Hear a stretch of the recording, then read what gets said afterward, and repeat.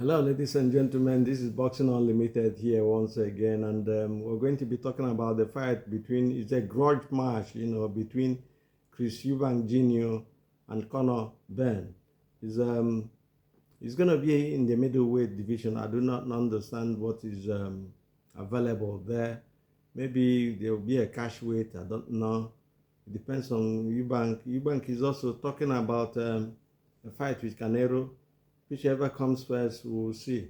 But Conor Benn has been on his face. This fight was supposed to have happened 2 years ago, but Conor Benn tested positive, and his license is in Britain, is in England mostly. He's not allowed to fight in England. He's not cleared it up. If he does clear it up and this fight comes to fruition, what is available for him? We're looking at Conor Benn. He's actually fought mostly in the welterweight division, and he's coming up to go to middleweight to fight at 5'8" against Eubank, who is 5'10". There's not much difference, but Eubank is the bigger man. Is he gonna have being a bigger man? Is he gonna affect Conor Benn in this fight? I think he will, depending on the style he comes with on the day. He's the shorter person. If the fight comes up, how is he going to do it? How is he going to fight? It must come from the inside. That means attacking the body, coming up from the body down to the head and coming on the inside. I'm putting pressure on Eubank, putting him on the back foot, because I have to be honest with you, whoever is going to win this fight between Conor Benn and Chris Eubank Jr., we have to apply pressure, accuracy of punches. We're talking about the tactics and the predictions today in this fight, if it ever happens, which I believe is overdue. The other day, after the fight with Serementa, Conor Benn came into the ring to challenge Eubank. And Eubank will have to take care of this guy because he's all over his face. And but it's going to be a good fight, But Conor Benn has to get his license back, and the sanctioning body will have to approve the fight, because this fight is a domestic affair in Britain. The whole UK will be on this fight. They could fill the Wembley Stadium if I ask you. Their fathers has been into this level today. In 1990, Chris Eubank Sr. and Nigel Benn had their cheer up, and they ended in the ninth round with Eubank winning by TKO. Since then, the animosity has moved in from the father, transferred from the father actually to the sons. And there's no love lost, to say the least, between both guys. Both guys do not like each other. They hate each other with a passion. And the fight is going to come out, and it's going to be a banger. A cheer up, a grudge match, a bragging right fight. Whoever is going to win in that fight will have to be very intelligent and educative in his ways, because with the anger they have and the animosity they have, they might get tired very soon in the fight. So cardio and fatigue will have to be an issue. Whoever manages himself very well wins this fight. But in winning it, how do Conor Benn win first and foremost? Conor Benn is the shorter guy at 5'8", and he's going to come from the inside.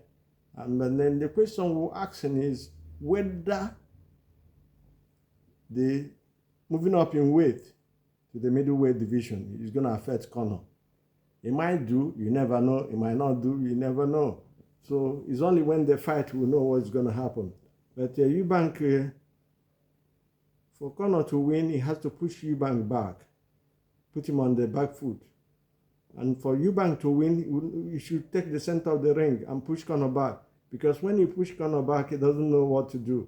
Even though he has head movement and very good footwork, and his work rate is very high, but when you push him back, especially every fighter that comes from fighting from the front foot. Even Mike Tyson, we saw it against Holyfield. We saw it against Buster Douglas. If you put them on the defensive, they are lost. They do not know what to do. and then you can take care of them. The basic thing to do for Conor is to fight through the inside and attack the body of Eubank. If he invested that in the first 6 rounds, half of the fight, he will have dividend towards the end, because towards the end, Eubank will be tired and his punches will not be coming in bunches. And then the combination of punches will have to be an issue, because Conor Benn can throw punches, and he's heavy-handed. He can knock you out with a punch. We've seen him do that. But we've seen him being tested by Dodson, who fought him square on and never took a back step and fought him in the center of the ring. We also saw his fight with Cedric Penard from France, and that is why people keep saying start early. Do not let yourself caught in the early rounds. Conor was caught in the first round, knocked down twice, and it affected his performance, even though he won at the end of the day. Well, I feel that fight would have been a draw, because at the end of the day, Conor came back and put Benn down twice as well. So he countered everything, in the punch area. But having said that, I would say that Conor hasn't got the experience that Eubank had. He hasn't fought people as popular and as experienced as Eubank. We saw for Eubank to win, actually, he has to take a page from the way he fought against the girl. He never get the girl breathing space, and he fought him and, had him down and beat him on unanimous decision. It was a proper fight, proper tear-up, even though the girl at the time was 37 years, but he has nothing to do with anything, because at 41, Randa Lara is a world champion. He's holding a belt, WBA belt, in the middleweight division.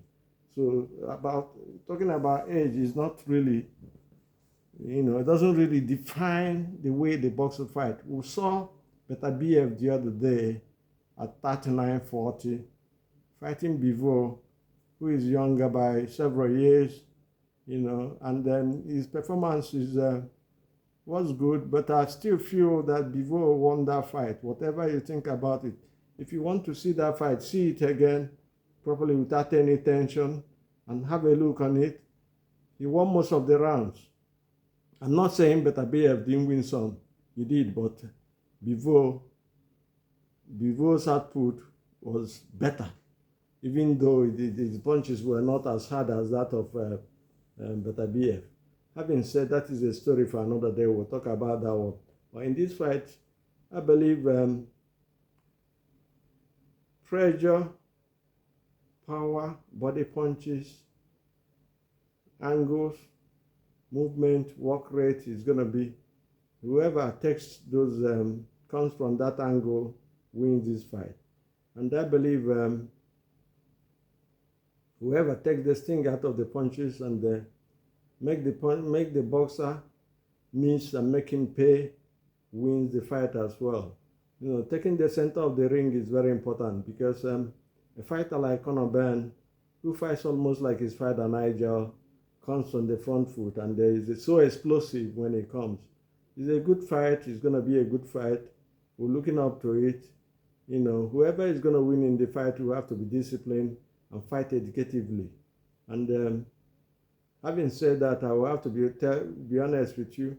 It's going to be a tough ask for Conor Benn, for Conor to win this fight, because he's not experienced as Eubank. Eubank he's fought so many people. He's fought the girl. He's fought Groves. He's fought so many people, just to mention a few of them. So he has an advantage in experience, whether he will carry it into the fight on the day, because as we know, once that haymaker hits you on the head, your game plan goes out of the window, and the adrenaline in your body will tell you to fight back and hit back, and then you're open for a sucker punch. Whoever is going to win, I believe Eubank is going to win the fight, and I believe he's going to win it by TKO. you know, from the experiences he had. And we saw him lost the other day against Liam Smith, but he came back and also redeemed himself. So Ben, on the other hand, is unbreached in 21 fights, and is he's a good fighter. He's a pressure fighter.